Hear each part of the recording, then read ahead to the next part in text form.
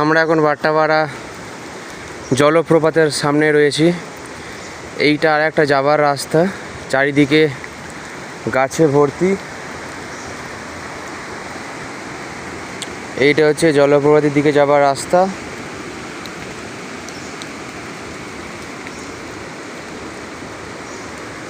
এই যে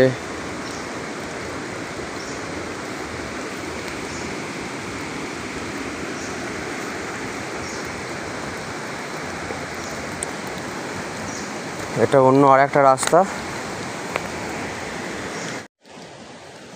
এটা পাইন জঙ্গলের দিকে চলে যাচ্ছে।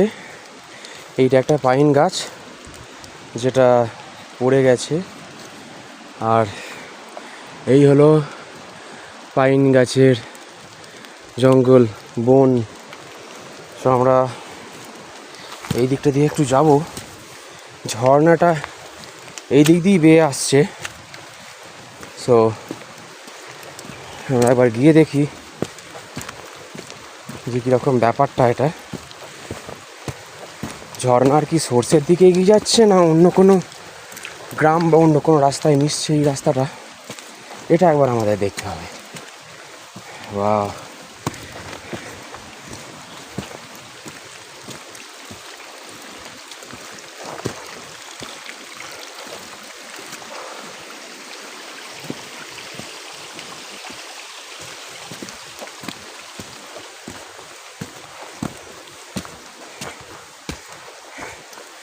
এগিয়েই যাচ্ছি আস্তে আস্তে জঙ্গলের ভেতর দিয়ে। চারিদিকে শুধু বন জঙ্গল, ডান দিকে পাহাড়ের খাদ বলতে পারেন, বা জলপ্রপাতের সোর্সও বলতে পারেন।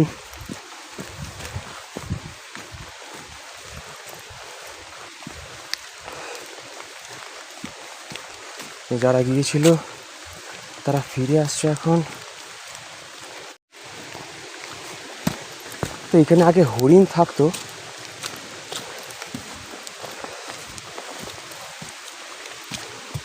তো হরিণের গুহা আমরা একবার দেখে আসবো। এই দিক দিয়ে একটা ঝর্ণার দিকে যাওয়ার রাস্তা, তো আমি এগুবো আস্তে আস্তে হরিণের গুহা দেখার জন্য। দারুণ একটা অ্যাডভেঞ্চারাস একটা ব্যাপার। এখানে একটা পাহাড়ের খাদ বা গর্ত বলতে পারি, এদিক দিয়ে আমরা যেতেও পারবো হয়তো। তো এখানেতে আর একটা লোকেশন, পাহাড়ের গা দিয়ে ঝর্ণাটা এগিয়ে চলেছে। এই যে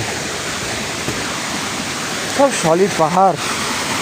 এক্সপ্লোর করতে গেলে আমার সারা দিন লেগে যাবে, কিন্তু আমার হাতে অত সময় নেই। তাই চেষ্টা করবো ছোটো করে বড় জিনিসটা দেখানোর জন্য। ওই যে খুবই ফোর্সে ওই জলটা বেরোচ্ছে, চারিদিকে পাহাড়, জঙ্গল, পাথর, ঝর্ণা। সে এদিকে যাওয়ার রাস্তাটা অ্যাকচুয়ালি বন্ধ মনে হচ্ছে, বা একটু মুশকিল বলে মনে হচ্ছে। আমি একটু ভালো রাস্তাটা চুজ করে নিচ্ছি।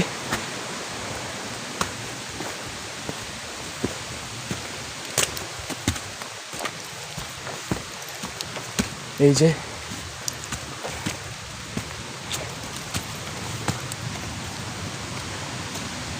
এখান দিয়েও ঝর্ণাটার আরও কাছে আমরা যাচ্ছি, আরও কাছে।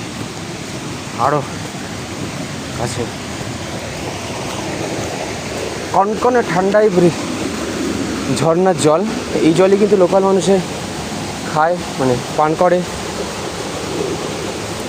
জলটা একবার দেখাবো, দেখুন।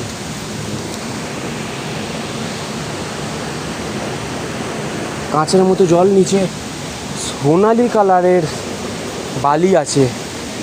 ওয়াও,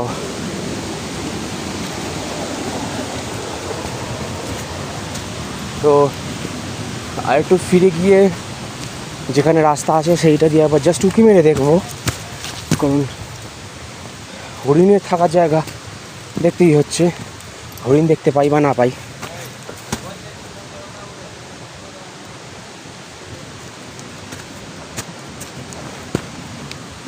তো এখানে বেশ কিছু লোকজনও আছে আমি দেখতে পাচ্ছি।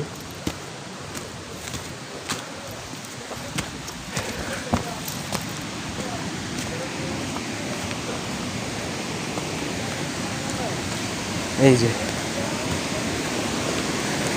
ওই পাহাড়ের ভেতর দিয়ে পাথরের খাঁজ দিয়ে দিয়ে জলটা এগিয়ে যাচ্ছে, কিন্তু এখনও আমি হরিণের গুহা দেখতে পেলাম না। আর এইখানেতেই শেষ হয়ে যাচ্ছে অ্যাকচুয়ালি রাস্তাটা। এই যে আরও কাছে এগিয়ে গেলাম, এই যে